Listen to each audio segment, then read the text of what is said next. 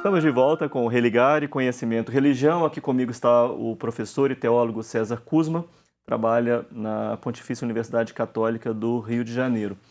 César, a gente estava falando no final do primeiro bloco, assim, até onde, né, a teologia pode ir, né? Qual que é a fronteira, qual que é o limite, né? E você dizia, bom, se não compromete a fé específica da tradição, né, que está ali fazendo teologia, está aberto o caminho. Eu falei que é uma aventura.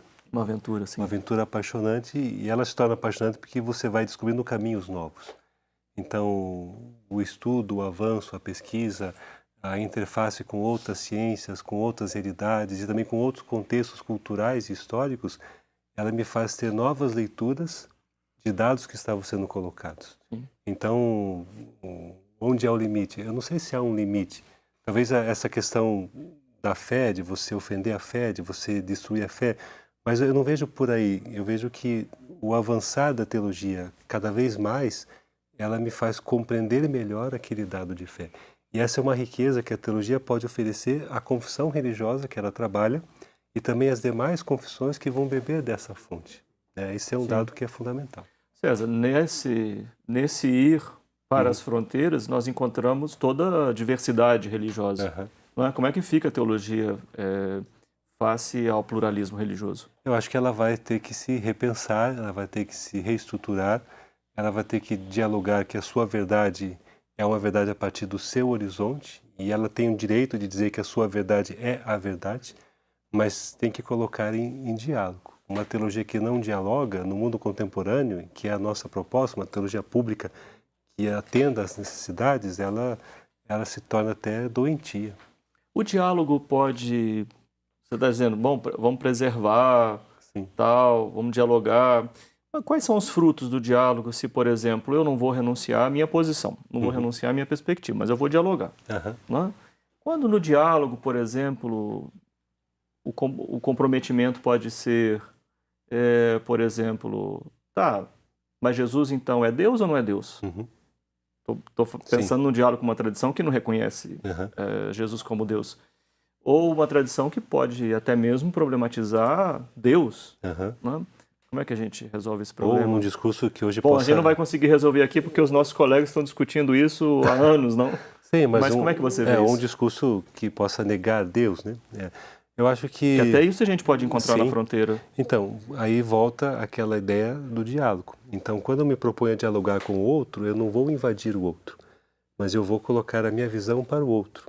E a visão que o outro tem do fato, do objeto investigado, ou até mesmo da minha própria visão, ela me enriquece. Sim. Então, agora, para que isso aconteça, tem que ter a abertura do teólogo, a abertura daquele que pesquisa. Se você quer ser um conquistador de novos povos, se você quiser ser proselitista na sua teologia, aí não há diálogo. Não é para isso. Não é para essa situação. E o universo hoje que nós estamos, ele é pluralista, ele é multicultural, multissocial, multirreligioso, tem múltiplas visões políticas também. Então, você tem que dialogar com essas realidades todas, e isso é fundamental. Todo o contexto que a gente vive hoje, chamado globalização, aponta para isso. Né? Sim, o contrário seria você ficar fechado num gueto, num reduto, olhar apenas para você e falar apenas para as pessoas que te cercam. Isso não é bom. Até esse é um fator que o lado acadêmico da teologia nas universidades, seja em nível de graduação, seja em nível de pós-graduação, favorece o debate, porque você se obriga a olhar outros horizontes, outras ciências. Você não abandona essa dimensão da fé que para a teologia se coloca, a fé que busca entender aquilo que crê, mas você busca outros horizontes da fé, você busca outras similaridades, outros aspectos. Né? Então, eu acho que há caminhos que têm que ser trilhados. Muitos já foram feitos, outros têm que ser abertos e conquistados também. Acho que são processos. Eu gosto muito de dizer que nós temos que criar uma teologia de um processo e que ela não tem um fim, e as verdades delas vão sendo construídas, vão sendo melhores assimiladas, ou a nossa visão delas se torna mais ampla pelo horizonte de investigação que eu vou abrindo. Sim. Quem é que se interessa por estudos de teologia, César? Não, acho que nós podemos tocar um ponto muito interessante. Sabe por que eu estou perguntando isso? Claro que você sabe por que eu estou perguntando isso. Porque na cabeça das pessoas passa que teologia é coisa para o pastor, é coisa para o padre, para o religioso, para a religiosa, e ponto final. Sim. No passado isso foi. No passado a teologia eram cursos destinados a formar pastores ou padres masculinos. As mulheres não tinham direito a essa formação e quando faziam a formação, são dados históricos, o diploma final era de filosofia, não de teologia, né? Então, no século XVII, nós tivemos a primeira mulher que fez doutorado em teologia, porém foi negado a ela o título de doutora em teologia e foi dado de doutora em filosofia. Então, mais no período contemporâneo que uma alemã, né? Agora me fugiu o nome, que recebe o primeiro título de doutora, né? Então, é um avanço também na questão de gênero aí. Então, no passado foi assim, hoje não. Hoje, um leigo como eu e outros tantos se envolvem esse aspecto. Talvez o pontapé inicial seja a sua concepção de fé, buscar entender aquilo que ele acredita, servir a sua comunidade, servir ao mundo. Mas quando ele entra na teologia e descobre que ela é muito mais aquilo que ele ouvia na sua igreja, é muito mais do que uma aula de catequese, e que você tem diálogo e tem visões, você tem correntes que pensam diferente, isso se torna amplo. E nós temos hoje no Brasil um dado interessante. E que produz crise, seguramente. Produz crises, mas é uma crise... O que não é um problema. Não, que constrói algo novo. E no Brasil nós temos um dado que a maior parte daqueles que hoje estudam teologia, tanto em pós-graduação quanto em graduação, são leigos.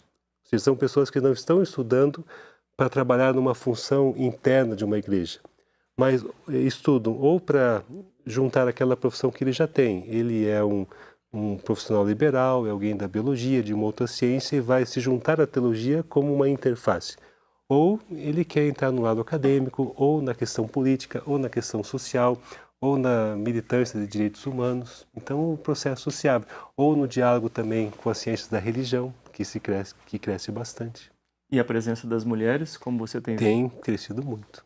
Crescido muito. Talvez ainda não tanto... Não ainda entre docentes, né? Não ainda entre Embora docentes. na PUC-Rio haja... A PUC-Rio ela tem uma história de muitas leigas que marcaram a teologia. Sim. Mas também lá, como outras, ainda a presença de leigos no corpo docente é algo bastante limitado.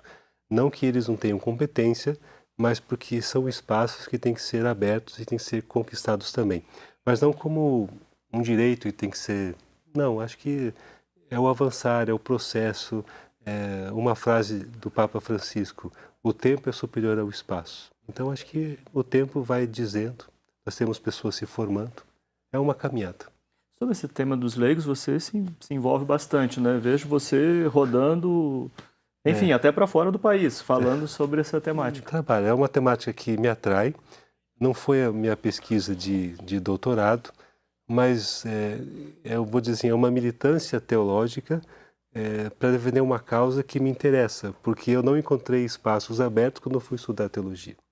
Nem como discente, nem depois como docente. Algumas portas se fecharam e eu encontrava que os livros de teologia que falavam do leigo eram escritos por pessoas que não eram leigas. Então a visão é diferente. Então como que eu leigo me compreendo como teólogo? Como que eu leigo me compreendo nesse universo religioso? O que é específico da minha vocação e da minha missão? Eu acho que é um papel importante. E quando o leigo busca a teologia e se torna crítico nela, não é porque ele está duvidando das verdades, mas ele quer entender algo que era velado a ele. Sim, sim. E como presidente da SOTEF, você está em mandato, né? Já terminou o primeiro ano do seu mandato. O primeiro ano foi, né, no mês de julho de 2017. Agora temos uma caminhada. Acho que ainda mais uns 2 anos, não? Mais 2 anos, são 3 anos de mandato. É um processo que vai sendo construído. E a SOTEF é um espaço de trabalhar essa ligação entre ciência da religião e teologia em temas de fronteira. E me diga, então, especificamente sobre esse tema, como é que você vê desse lugar, né, da Sociedade de Teologia e Ciência da Religião? Então, o Congresso de 2017 foi uma experiência bastante interessante, porque nós conseguimos trazer um tema que é importante tanto para a teologia como para os cientistas da religião, que é o tema da reforma protestante, nos seus 500 anos.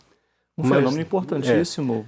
mas não nos limitamos a esse debate católico-luterano, que tem a sua caminhada, ele aconteceu. Mas será que as outras tradições religiosas também não passam por transformações?